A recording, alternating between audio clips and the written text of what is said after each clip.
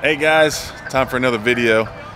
We are out here at the construction site and really wish we had more progress to show you. Man, dealing with the city on this stuff. Everything's hurry up and wait. Nothing happens without a 30-day wait in between each step. But we're out here today because we got some cool stuff happening. Let's go over and take a look.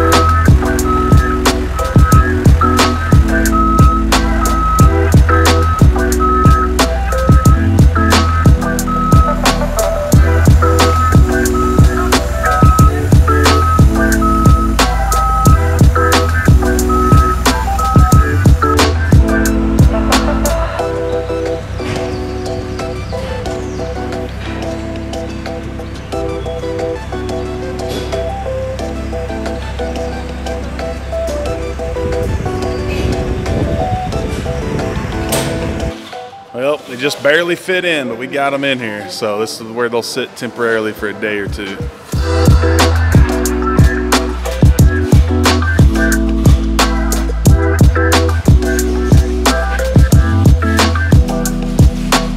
So we'll do another video later once we kind of get them propped up, and we'll talk about what each tank is and what our system looks like and all that kind of stuff. So we'll do that maybe on the next vlog. All right, so here's what happened. Basically, we had to, long story short, we had to apply for a different type of zoning. We had to rezone. It's like multiple hearings, not just one committee, not just the city council. Fill out a form, wait a month.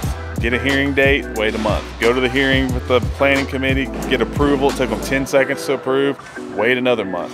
go to city council, took them 10 seconds to approve, then we wait another month and get the permit and then start construction. So long story short, we got delayed by a good 4 months just over red tape, government bureaucracy crap. So, but we're going now, and we got the tanks in. Unfortunately, the 4-month delay has really just caused our equipment to get here before we were ready for it. So, but we got it in, and I'll kind of show you a little bit of just what's going on right now.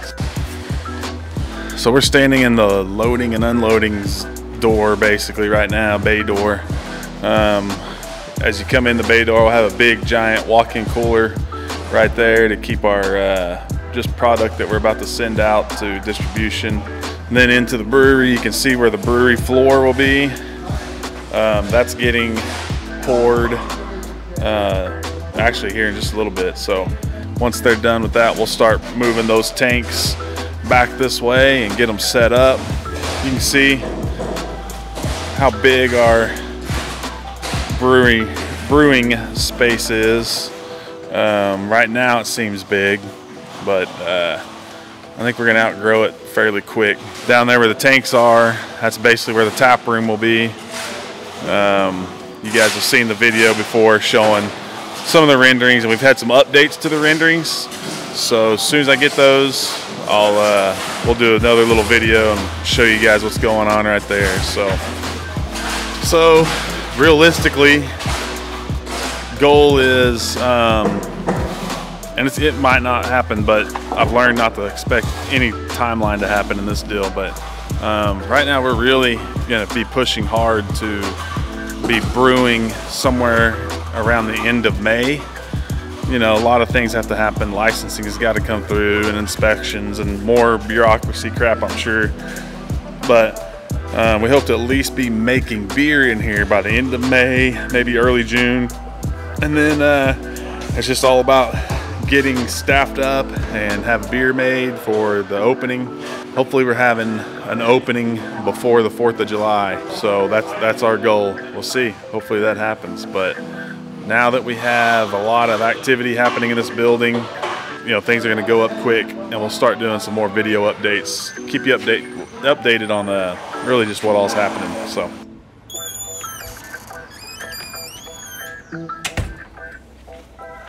Hey, happy Sunday, guys. Man, we had a great beer release last night with the Hippie Vibes Double IPA. I'm gonna show you that beer here in just a minute. So we have a pretty late night yesterday. Got some work to do here in the brewery. Look, no days off. If you want to start a brewery or really any business, if you want to know what brewers are doing on Sundays, it's coming up to the brewery to take care of business. So we've got to dry hop a beer, and we've got to dump trub from a beer that we just brewed. And what else do we need to do? A little bit of cleaning and getting ready for brew day tomorrow. Just kind of got to get things ready for that. Every day hustling, trying to build that brewery at the same time. So it's not easy, but I'm not complaining. Gotta love what you do, and I do. So.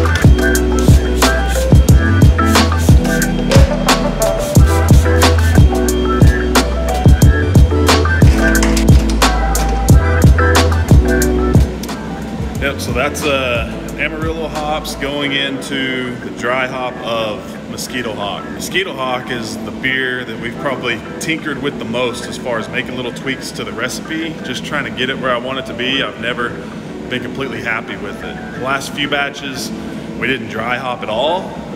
We went more hops into the whirlpool instead. This time, we're doing both. So this batch will be a little little more hop presence, a little more hop character, and I like what Amarillo does with the amber. So if you guys notice that, if you try the previous batch and then you try this batch and you notice a difference in hop character, why don't you chime in and let us know. It'd be interesting to see how many of you actually pick up the difference. Also, I only did 11 pounds for a 15-barrel batch, so nothing really major as far as a dry hop addition, but being that it was so minimal in the past, that's why we just stopped doing it, thinking it wouldn't make that much of a difference if we didn't dry hop it and we just did more in the whirlpool. I personally noticed quite a bit of difference. Now that we're doing both, we should pick up quite a bit more hop character.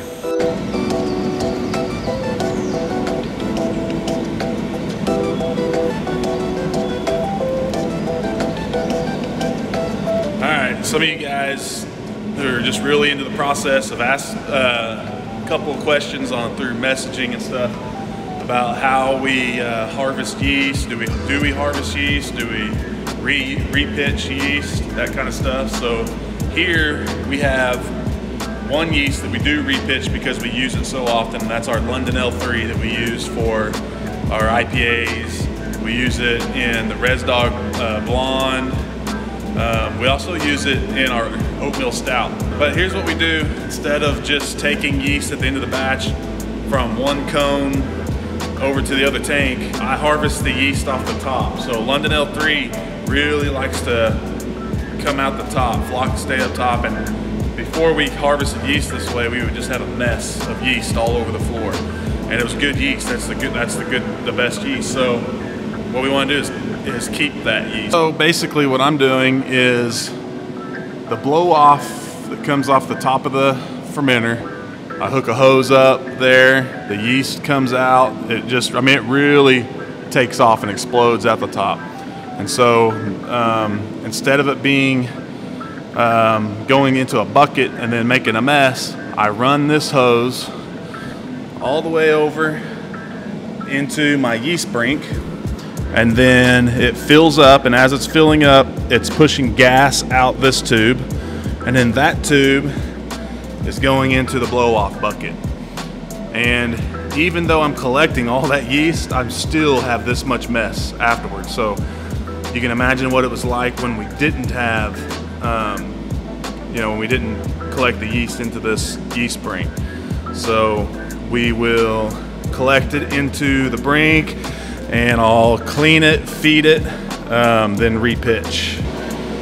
So that's basically it. And then whenever it's time to pitch the yeast, we just hook some gas up to the yeast brink, slowly push yeast into the fermenter full of wort that's ready at the end of brew day, and we're good to go. We're still kind of experimenting around with how many generations, how many times we want to do this. So how many generations we want to go with the yeast. So what I'm collecting right now off of this batch of Fancy Dance, this will be the second generation. We're going to try to go 3 generations this time and then see how that turns out, see how the yeast handles that. Fancy Dance is already 6.8%, so it's a higher gravity beer, puts a lot of stress on the yeast. So it's kind of on that borderline of whether or not I should even be reusing it. It's worked out fine when we do 2 generations. So we'll see what happens, see if we can get that 3rd generation. Ultimately, the best thing for me is in the summer when we brew ResDog, the Blonde more often, it's a lower gravity, and then I can pitch the 1st generation into ResDog, let that build up, then go into Fancy Dance, and then maybe we can take it from there into a double IPA. So right now, this brink is pretty full, so we're getting a lot of yeast. We just got to see how viable that yeast is, and then the key is to not let it sit too long in the brink. If I'm pitching within a day or 2, then I'll just pitch it. If not, then I'll feed it and kind of have to baby it along until it's time to pitch. So that's kind of how we do London L3.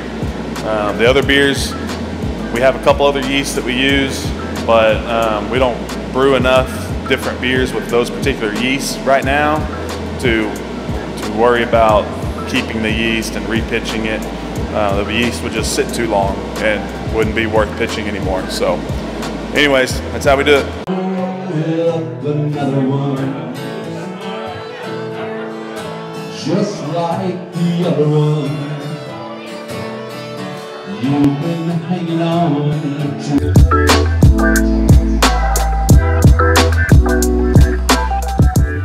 All right. Hippie Vibes Double IPA. We just released this beer yesterday in the tap room. Man, what a great night. We had some live music, good crowd. Everybody did good with wearing their masks and doing all the stuff they needed to do. We sold a bunch of this beer. I think it went over great. So Hippie Vibes Double IPA, 8% ABV. We use Nelson Sauvin, El Dorado, and Azacca in the dry hop. We also use Azacca in the Whirlpool. So very interesting mix, 3 totally different hops. I have never brewed with Nelson Sauvin, not even in homebrew. I was excited to try it out, and it's definitely unique, and that's why I think it needs friends. So that's why I paired it with a couple of my other favorite hops. We had some El Dorado left over from the DDH batch that we brewed, so we used some of that. But anyways, you can get a good look at it. A little bit lighter color than Air Guitar Champion, a little lighter body, not quite as sweet. Totally different hop profile. Tastes nothing like Air Guitar Champion. I've had a lot of people on social media, when we release some of these IPAs, they ask, is it just like Fancy Dance? No, it's totally different beer. Totally different beer. I know we hadn't done a lot of special releases, double IPAs, that kind of thing before. We planned on doing that in 2020. Unfortunately, we had a can shortage and we had to deal with the pandemic. It was just a crazy time, and when you're smaller like us, sometimes it was harder for us to do some of the different things. If we were in our own location already, I think we could have handled it more. I think you'll love this beer. It was a hit yesterday. We still have a few cases left here at the Brewers Union, so you can come on in, get you some, try it on draft. A little bit of it will go into distribution starting this next week. If your favorite store doesn't have it, just tell them that you want it. They'll probably order it for you. So we didn't send as much of it into distribution as we did Air Guitar Champion. So it's gonna not last as long in distro. So if you see it somewhere, go get it. You gotta get on it before it's gone. But again, we'd love to see you come in here to the Brewers Union and try it out. We also have some of these shirts. So some cool shirts that go with it. So come in, get you a shirt, get you a 4-pack, try it on draft, try some of our other beers. I think you'll like it. There's a totally different profile from Air Guitar Champion. So it's more melon, passion fruit, papaya, a little bit of a tropical fruit. Not much citrusy. I thought the Azacca, I thought some orange citrus might come through more from the Azacca and even the El Dorado, but not a lot. Not a lot at all. The aroma is different. So citrusy IPAs sometimes appear to have more aroma, and these more dark fruit, melon, hop flavors, they don't. The aroma is not as pungent. It's there. It's got a good aroma, and it's got a strong aroma, but it's just not going to come across to some people as super aromatic like citrusy aromas do. So I think it smells great, tastes great. I've been loving it. I've had a lot of it. So we want you to come in and try it. The building, we're coming along with it. Honestly, it looks like we'll be brewing in there hopefully in May at some point, and then we'd love to be open by the end of June, sometime before the 4th of July. Love to have a big 4th of July party there. The view from the patio to downtown, I'm sure the fireworks display is going to be great. But we'll keep you posted. Hopefully we have ability to do more of these vlogs. We've just been super busy, no rest, and that's just the life of the brewery. So hope you guys come on in, get you some of this. Cheers.